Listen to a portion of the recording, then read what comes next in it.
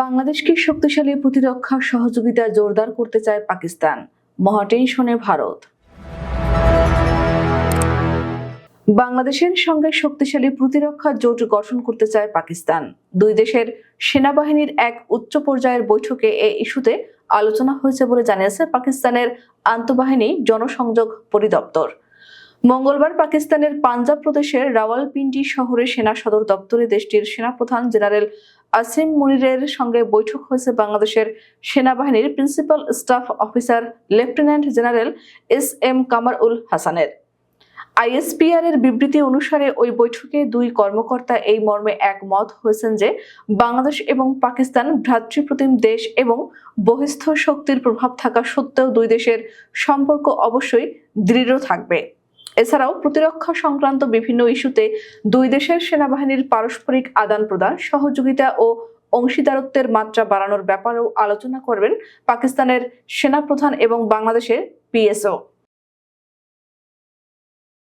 পাকিস্তানের সেনাপ্রধান বলেন, দুই দেশের প্রতিরক্ষা বাহিনীর মধ্যকার সহযোগিতাপূর্ণ বিভিন্ন উদ্যোগ ও পদক্ষেপের মাধ্যমেই দক্ষিণ এশিয়া অঞ্চলের নিরাপত্তা ও সীমান্ত সুরক্ষা সম্ভব এবং পাকিস্তান ও বাংলাদেশের বন্ধুত্ব ও অংশীদারত্বপূর্ণ সম্পর্ক উপমহাদেশের সীমান্ত সুরক্ষিত রাখার জন্য খুবই কার্যকর ভূমিকা রাখতে পারে। বাংলাদেশের PSO lieutenant general Kamrul Hasan পাকিস্তানের সেনাবাহিনীর পেশাদারিত্বের ভূয়সী প্রশংসা করেন। সেই সঙ্গে বলেন, সন্ত্রাসবাদ দমনের লড়াইয়ে ব্যাপক আত্মদানের মাধ্যমে পাকিস্তানের সেনাবাহিনী নিজেকে সাহস এবং দৃঢ় সংকল্পের বাতিঘরে পরিণত করেছে। প্রসঙ্গত, ভারতের প্রতি বন্ধুত্বপূর্ণ হওয়ার কারণে আওয়ামী লীগ সরকারের শাসনামলে গত 15 বছর পাকিস্তানের সঙ্গে বাংলাদেশের কূটনৈতিক সম্পর্ক সর্বনিম্ন পর্যায়ে ছিল। দুই দেশের সেনাবাহিনীর মধ্যেও পড়েছিল তার প্রভাব। গত বছরের 5 অগস্ট ছাত্র জনতার অভ্যুত্থানে ক্ষমতাচ্যুত হয়ে ভারতে পালিয়ে যান তখনকার প্রধানমন্ত্রী শেখ হাসিনা এবং তার দেশ ছাড়ার মাধ্যমে পতন ঘটে আওয়ামী লীগ সরকারের। 3 দিন পর 8 অগস্ট শপথ নেয়ার মাধ্যমে নোবেলজয়ী ডক্টর মোহাম্মদ ইউনূসের নেতৃত্ব একটি অন্তর্বর্তী সরকার বাংলাদেশের ক্ষমতায় আছে।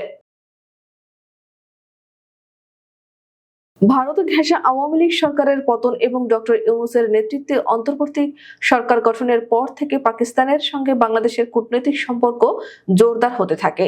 ইতোমধ্যে পাকিস্তানের প্রধানমন্ত্রী শেহবাজ শরীফ এবং অন্তর্বর্তী সরকারের প্রধান ডক্টর ইউনূসের মধ্যে কয়েকবার বৈঠক হয়েছে।